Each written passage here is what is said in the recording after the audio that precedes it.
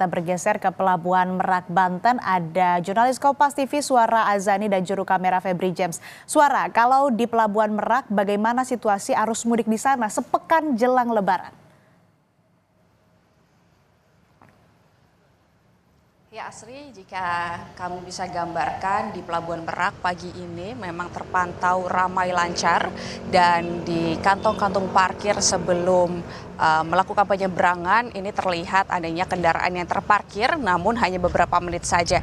Kemudian jika kami melihat dari pintu masuk Pelabuhan Merak ini terlihat adanya beberapa kendaraan yang berjarak antara beberapa menit begitu ya, tidak ada kendaraan yang bersamaan masuk begitu. Dan kemudian sejak pagi tadi pukul 5 lewat ada beberapa yang sudah berlabuh kemudian langsung berjalan begitu. Jadi kendaraan yang masuk itu langsung tidak lama parkir di kantong parkir kemudian langsung masuk ke dermaga dan melakukan penyeberangan.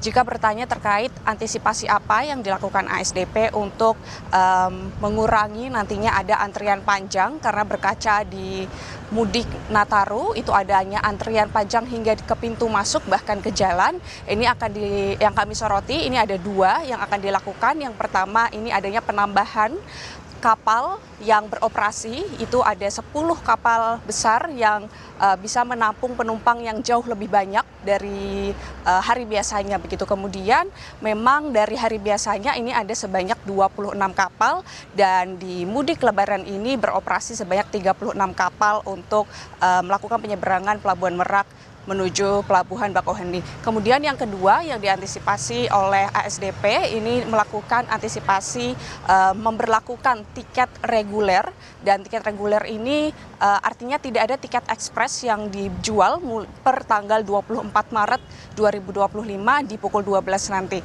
Jadinya nanti ketika kendaraan yang ingin melakukan penyeberangan ini terbagi di beberapa dermaga begitu, tidak hanya menumpuk di dermaga eksekutif saja.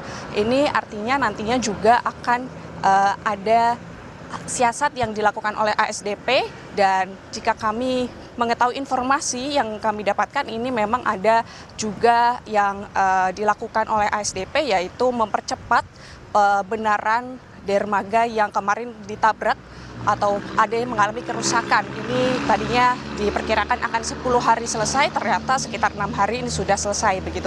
Dan kemudian jika masyarakat yang ingin melakukan penyeberangan melalui dari Pelabuhan Merak menuju Pelabuhan Bakauheni ini masih terus disediakan tiket online. Tiket online ini bisa dibeli mulai dari H-60 bahkan sampai di H-1.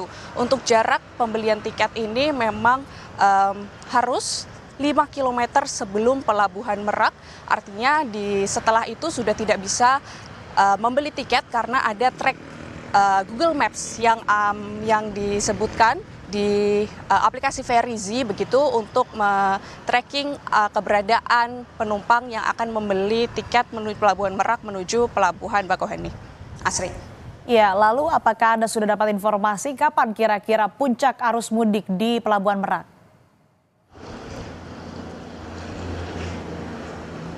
Ya Asri, memang dari ASDP memprediksi puncak arus mudik di Pelabuhan Merak ini dari tanggal 27 hingga 29 Maret. Ini terjadi penumpukan yang diperkirakan ada 30.000 lebih kendaraan yang akan melakukan penyeberangan, dan kemudian ini nantinya juga akan ada antisipasi yang dilakukan selain ASDP juga Kakor Lantas memberlakukan jalanan yang nantinya akan ada delay system. Delay system ini berada di kilometer yang sekitar 13 km, kemudian nantinya juga ada bersamaan dengan Menhub juga memberlakukan sistem-sistem yang bisa melakukan mengurai antrian panjang yang nantinya tidak terlalu panjang hingga pintu masuk atau jalan tol begitu Asri.